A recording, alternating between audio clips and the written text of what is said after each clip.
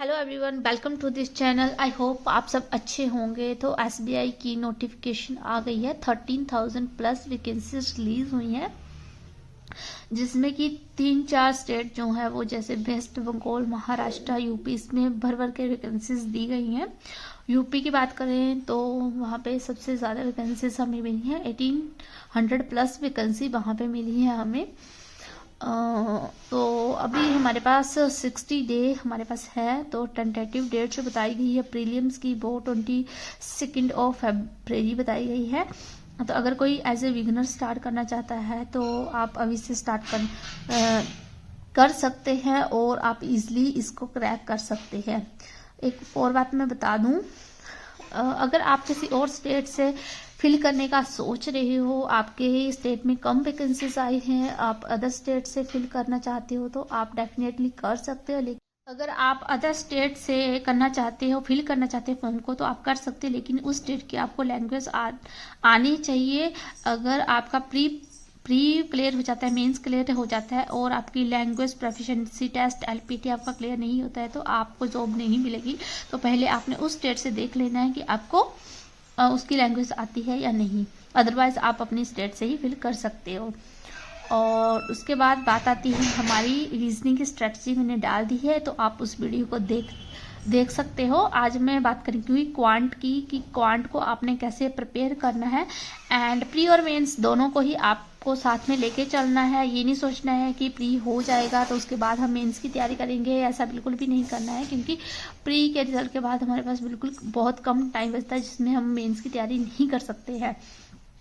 तो आपको साथ में तैयारी लेके जाना है। और एसबीआई की प्रोसेस जो है बहुत फास्ट होती है। ये हमारे पास जून जुलाई अगस्त में हमारे जो है वो एग्ज़ाम हो जाएगा एसबीआई क्लर्क का, एंड हमें ब्रांच भी अलॉट हो जाएगी। इतनी जल्दी प्रोसेस होगा।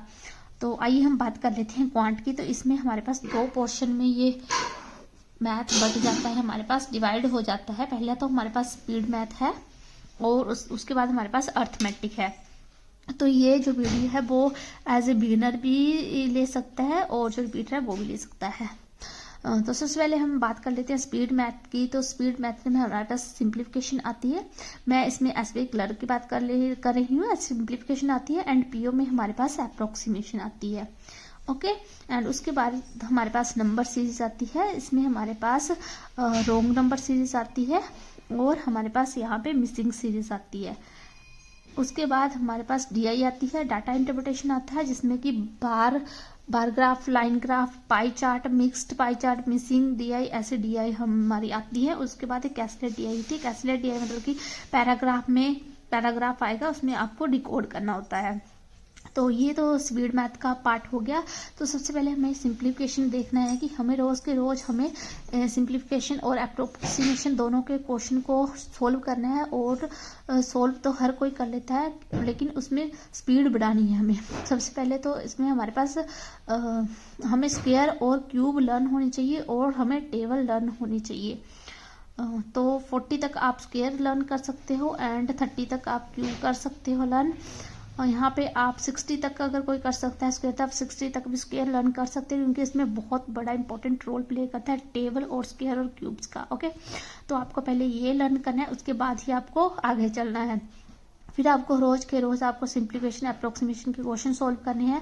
और जितना हो सके आपको, जब आप स्टार्ट करोगे तो पेन के साथ करोगे, लेकिन जितना हो सके इतनी स्पीड बनानी है कि आप माइंड में कर सको। जब आप एग्जाम में पहुंचो तो वहां आपको पेन उठाने की जरूरत बिल्कुल ना पड़े।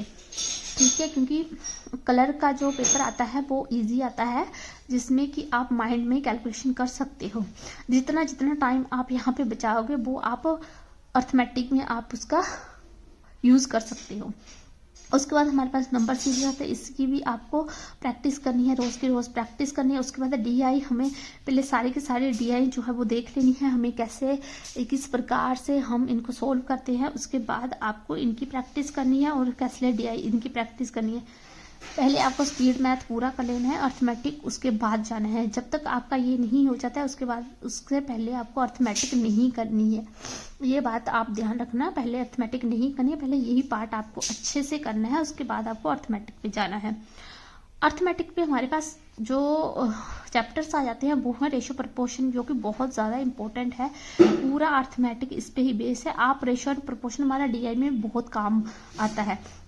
रेशो, अगर हमारे पास रेशो और प्रोपोर्शन, परसेंटेज और परसेंटेज, ये दोनों चैप्टर को अच्छे से आपको कर लेना, क्योंकि ये जो है वो मेंस में बहुत ज़्यादा हेल्प करेंगे, मेंस में भी और प्री में, क्योंकि डीआई में आप इनके क्वेश्चन बहुत ही इजीली सोल्व कर पाओगे अगर आपको रेशियो, प्रोपोर्शन और परसेंटेज आती है। तो इनको तो आपको डेफिनेटली करना ही करना है, बहुत ज़्यादा इंपॉर्टेंट चैप्टर। ये सोच लो कि अर्थमेटिक की जान ये है।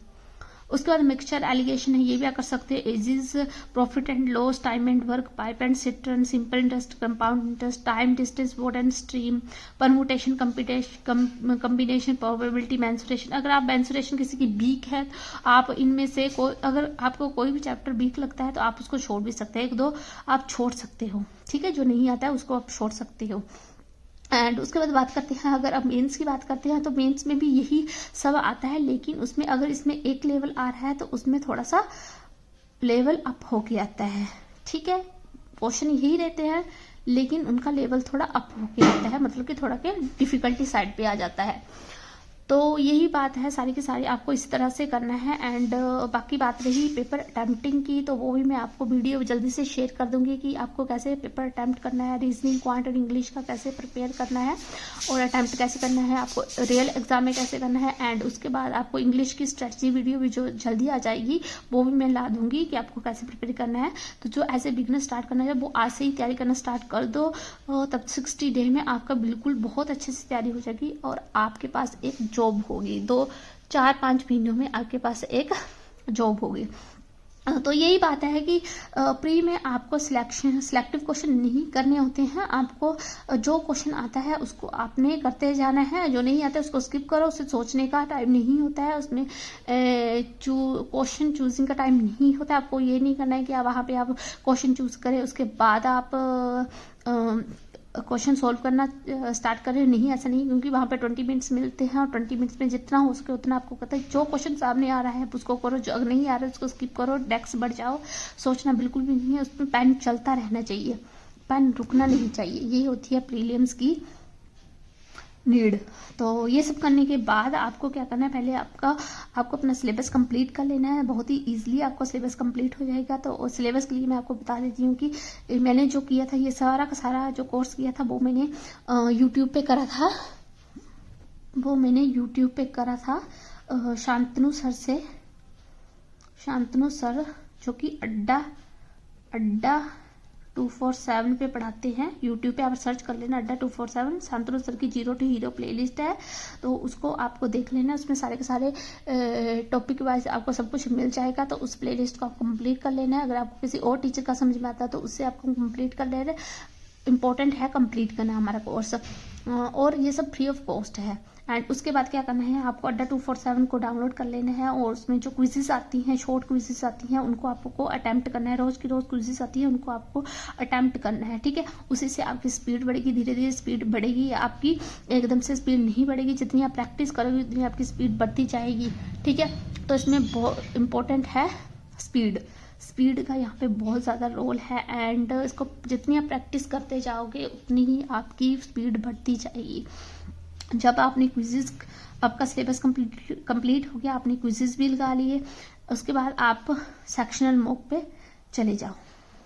उसके बाद आपको सेक्शनल मॉक ट्राई करना है। सेक्शनल मॉक जब आप ट्राई करोगे तो उसमें आपके बहुत ज़्यादा कम मार्क्स आएंगे, लेकिन आपको वहाँ पे डिमोटिवेट नहीं होना है। अगर आज आपके 10 मार्क्स आ रहे हैं तो कल आपके 12 आएंगे, ऐसे करते आप एक दिन आपके 35 मार्क्स भी आ जाएंगे। तो ऐसे ही आपको बिल्कुल इसी तरीके से आपको तैयारी करनी है। अगर आप आज से लग जाओगे और धीरे धीरे थोड़ा थोड़ा भी करोगे तब भी आपकी बहुत ही अच्छे से तैयारी एसपी क्लर्क के लिए हो जाएगी। तो अगर आपको इसके और कोई इसके रिगार्डिंग कोई डाउट है तो आप कमेंट बॉक्स में कमेंट कर देना, मैं हाँ बिल्कुल रिप्लाई करूँगी उसका। एंड उसके बाद हम पेपर अटैम्प्ट कैसे करते हैं और इंग्लिश की स्ट्रेटजी वीडियो में सारा कुछ आगे लेके आऊँगी। तो आई होप आपको ये समझ में आया होगा। अगर नहीं कुछ भी आया तो आप मुझे पूछ सकते हो। तब तक के लिए बाय।